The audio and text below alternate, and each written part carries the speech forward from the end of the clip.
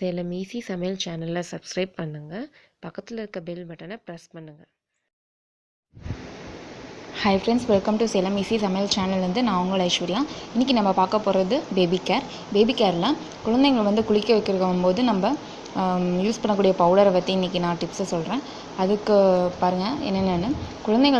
குழந்தைகள் சருமம் மென்மையானது, பட்டு போல் இருக்கும். இந்த சருமத்தை பாதுகாக்கக்கூடியது ஒவ்வொரு தாயோட கடமை. உண்மையிலேயே அது ரொம்ப கடமைங்க. இன்றைய காலகட்டத்தில் குழந்தைகளுக்கு சோப்பு லோஷன்ட்டு ஏகப்பட்டது வந்துருச்சு. அதெல்லாம் நம்ம பாதுகாப்பானதுன்னு நினச்சிட்ருக்கோம். ஆனால் அது பாதுகாப்பானது இல்லை. அதுலேயும் ரசாயனங்கள் அது இதுன்னு கலந்துருக்கு. ஒவ்வாமையை அது குழந்தைங்களுக்கு ஒவ்வாமையை ஏற்படுத்திவிடும்.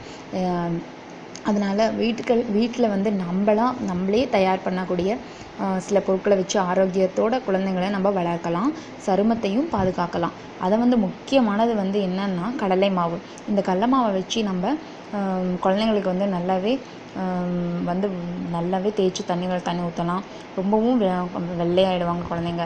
அதில் கடல மாவை மைய அரைச்சி குழந்தைங்களுக்கு தேய்ச்சி குளிக்கிறதால சரும ஆரோக்கியமும் பாதுகாப்பும் அதிகமாக கொடுக்கும்னு சொல்கிறாங்க.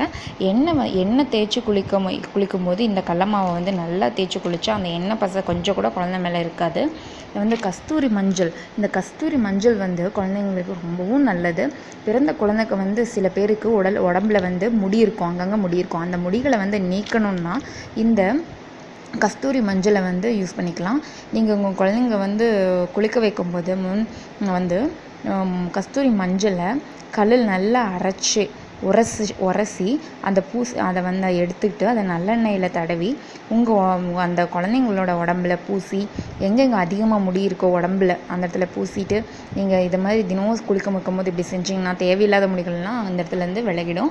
தோல் மிருதுவாக என்ன பண்ணணும்னா, குழந்தைங்களுக்கு குளிக்க வைக்கும்போது தண்ணீரில் ரோஜா இதழ்களை போட்டு 2 மணி நேரம் கழித்து குளிக்க வச்சா குழந்தைங்க சருமம் மிருதுவாகவும் இருக்கும், இயற்கை மனமும் கண்டிப்பாக கொடுக்கும். புத்துணர்ச்சியாக இருக்கும். குழந்தைங்க நாள் ஃபுல்லாக புத்துணர்ச்சியாக இருக்கும். தோல் பளபளப்பாக இருக்கணும், நம்ம குழந்தைங்களோட தோல் பளபளப்பாக இருக்கணும்னா கஸ்தூரி மஞ்சள் 50 கிராம், ஆவாரம் பூ 100 கிராம் எடுத்துக்கோங்க, ரோஜா இதழ் ஒரு 100 கிராம் எடுத்துக்கோங்க, கடல மாவு ஒரு 100 கிராம். இதெல்லாமே நல்லா வெயிலில் காய வச்சுட்டு நல்லா வெயிலில் காய வைக்கணும். காய வச்சுட்டு அரைச்சி எடுத்து வச்சுக்கிட்டு தினமும் காலையில் மாலையில் குழந்தைங்களுக்கு குளிக்க வச்சுட்டு வந்தீங்கன்னா, தேய்ச்சி நல்லா குளிக்க வச்சிங்கன்னா பளபளன்னு குழந்தைங்க ஆகிடுவாங்க. நாளடைவில் குழந்தைங்க மாநிறமாக இருக்க குழந்தைங்க கூட நல்லா வெண்மை அடைஞ்சிருவாங்க. இதில் ரொம்ப பயன் இருக்குங்க. இந்த பவுடரை செஞ்சு நீங்கள் குழந்தைங்களுக்கு காலையில் தண்ணி ஊற்றி விடுங்க. இந்த ஆவாரம் பூவை பிச்சு நல்லா காய வச்சுருங்க வெயிலில். அதே மாதிரி ரோஜா இதழ்கள்லாம் கடையில் கிடைக்குதுங்க, அதையும் வாங்கிட்டு வெயிலில் காய வச்சுக்கோங்க. கடல மாவையும் காய வச்சு எடுத்து வச்சுக்கணும். அதே மாதிரி கடல மாவை எடுத்து வச்சுன்னு பச்சை பயிரையும் காய வச்சு எடுத்து வச்சுட்டு இதெல்லாமே நல்லா அரைச்சிக்கிட்டிங்கன்னா காலையில் குழந்தைங்களை குளிக்க வைக்கிறதுக்கு சூப்பரான பவுடர் ரெடி ஆகிடும். இதுதாங்க இன்றைக்கி நான் சொல்லக்கூடிய டிப்ஸு. ரொம்ப யூஸ்ஃபுல்லானது. உங்கள் குழந்தைங்க நல்லா வெள்ளையாகவும் இருப்பாங்க, ஆரோக்கியமாகவும் இருப்பாங்க. நீங்கள் தான் குழந்தைங்கள பத்திரமா பார்த்துக்கணும். இது கண்டிப்பாக யூஸ் பண்ணி பாருங்கள் வீட்டில்.